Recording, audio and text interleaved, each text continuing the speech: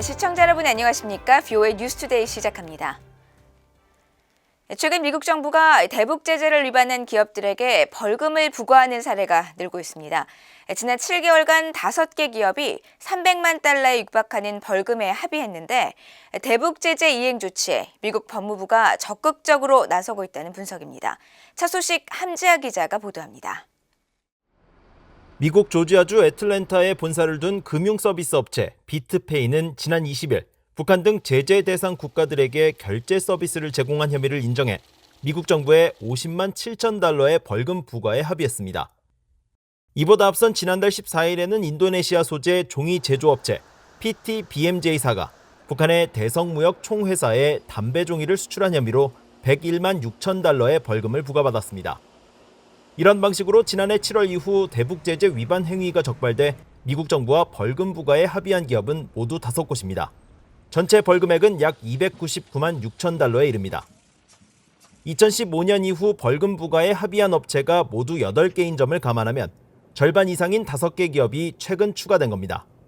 그만큼 벌금 부과 기업이 지난 몇 개월 사이 크게 늘었다는 의미인데 이 중에는 최대 전자상거래 업체 아마존도 포함돼 있습니다. 아마존은 지난해 7월 북한 등 제재 대상 국가들의 해외 공간에 물건을 판매한 혐의를 받아 벌금 납부에 합의했습니다.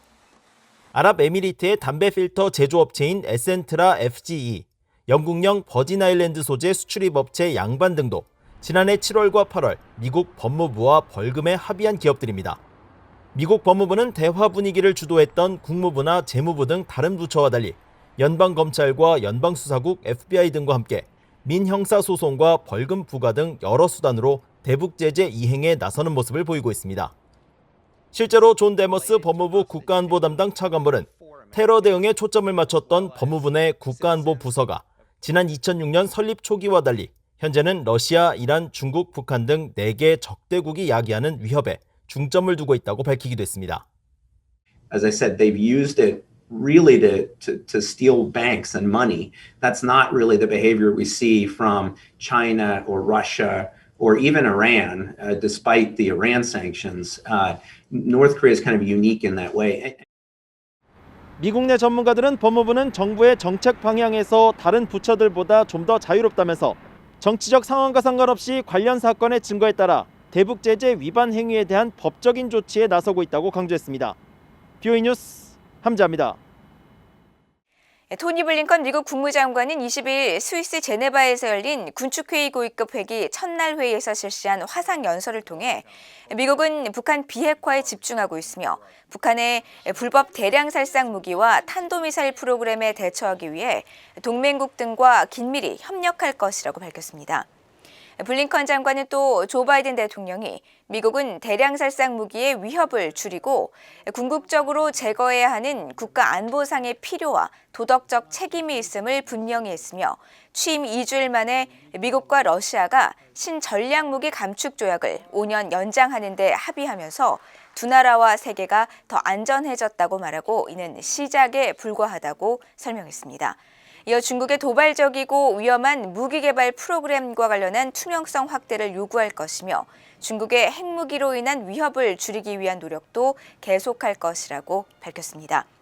한편 회의에 참석한 하이코 마스 독일 외무장관도 북한은 계속 핵과 미사일 프로그램을 강화하고 있다고 지적하고 국제사회가 북한의 핵 확산을 막기 위해 함께 노력해야 한다고 말했으며 와쇼에이치로 일본 외무성 부상도 완전하고 검증 가능하며 되돌릴 수 없는 북한의 대량 살상 무기와 탄도미사일 폐기를 위해 유엔 안보리 결의의 전면적 이행이 필수적이라고 강조했습니다. 최근 미국 법무부가 수십억 달러의 현금과 가상화폐를 가로채려고 한 북한 해커 3명을 기소한 사실을 밝히면서 아프리카 나이지리아의 남성이 이들과 공모했다고 지적했습니다.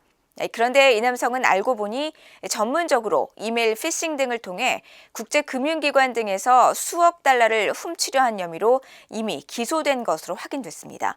오택성 기자가 보도합니다.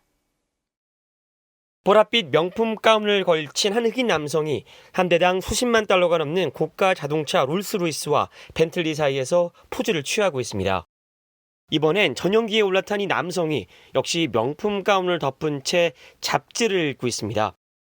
소셜미디어 인스타그램에 허쉬퍼피라는 계정으로 팔로워 수만 250만 명에 달하는 이 남성은 나이지리아 국적의 30대 라몬 올롤루누아 아바스입니다.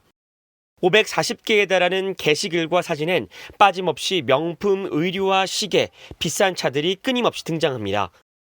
지난 17일 미국 법무부는 북한 해커 3명을 기소했다고 밝히면서 아바스가 지난 2019년 2월 북한 해커가 몰타은행에서 사이버 범죄로 훔친 자금을 세탁하는 것을 공모했다고 밝혔습니다. 아바스의 범죄 혐의는 북한 해커의 돈 세탁 지원뿐만이 아닙니다. 그는 이미 지난해 6월 다른 혐의로 두바이 경찰에 체포됐습니다.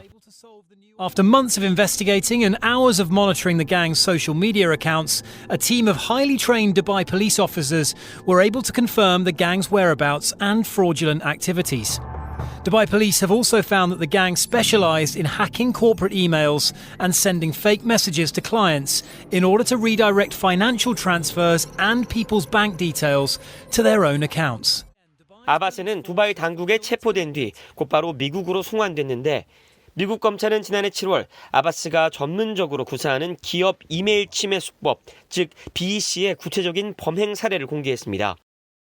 이에 따르면 아바스 일행은 지난 2019년 미국 뉴욕주의 한 법률회사 직원의 고객을 사칭하는 메일을 보내 92만 3천 달러를 자신들이 관리하는 계좌로 보내도록 한 뒤 이를 가로챘으며 같은 해 한 국제금융기관으로부터 1,470만 달러를 빼돌려 돈 세탁을 하려고 시도했습니다. 이들은 더 나아가 세계 최대 축구 시장인 잉글랜드 프리미어리그의 한 팀을 상대로 1억 4천만 달러를 빼돌리려고 시도했다고 미국 검찰이 밝혔습니다. 아바스 사건을 담당 중인 캘리포니아 검찰은 해당 혐의가 모두 유죄로 인정될 경우 최대 20년의 징역형을 선고받고 연방교도소에 수감될 것이라고 밝혔습니다. VOA 뉴스 오택성입니다. 프랑스 해군 구축함이 대북 감시 활동에 투입됐다고 일본 정부가 밝혔습니다. 일본 외무성은 최근 보도자료를 통해 프랑스 해군 구축함 프레리알호가 이달부터 다음 달 초까지 동중국해에서 선박대 선박간 불법 환적 등을 포함한 북한의 유엔 안보리 결의 위반 활동을 감시하는 역할을 수행한다면서 이것이 지난 2019년에 이은 프랑스 해군의 두 번째 대북 감시 활동이라고 설명했습니다. 이어 국제사회 연대를 통한 북한의 대량 살상 무기 폐기 실현의 효과적인 이행이라는 측면에서 일본은 프랑스의 이 같은 활동을 환영하며 관련 국가들과 협력을 이어갈 것이라고 덧붙였습니다. 미국과 호주, 일본, 캐나다 등 7개 나라는 공해상에서 벌어지는 선박 간 환적 등 불법의 제재 회피 활동을 감시하기 위한 활동을 수행하고 있습니다. 국제 컨설팅 업체가 북한의 올해 경제 성장률이 지난해에 비해 2.5% 증가할 것으로 전망했습니다. 피치그룹 산하 컨설팅 업체인 피치솔루션스는 최근 발표한 북한 보고서에서 이같이 전망하고, 그러나 이런 플러스 성장은 지난해 북한 경제가 8.5% 역성장한 데 따른 것으로 북한의 경제 상황은 올해 더 암울할 것으로 내다봤습니다. 이 업체는 신종 코로나 바이러스 방역 조치에 따른 국경 봉쇄 등 북한 당국의 규제로 지난해 북중 교역이 전년 대비 80% 급감한 것과 북한 당국의 핵 미사일 개발에 따른 국제사회의 대북 제재 여파, 또 북한 정권의 불투명한 경제 정책 등을 경제난의 주요 이유로 지적했습니다. 피치솔루션스는 북한의 경제난은 김정은 정권이 새로운 전략 구상에 집중할 정도로 심각하다면서 이 때문에 군사 분야의 일부 자원을 다른 분야에 임시로 제할당할 가능성도 있지만 궁극적으로 대북 제재가 완화되지 않는 한 북한 경제의 강력한 회복은 기대하기 힘들다고 전망했습니다.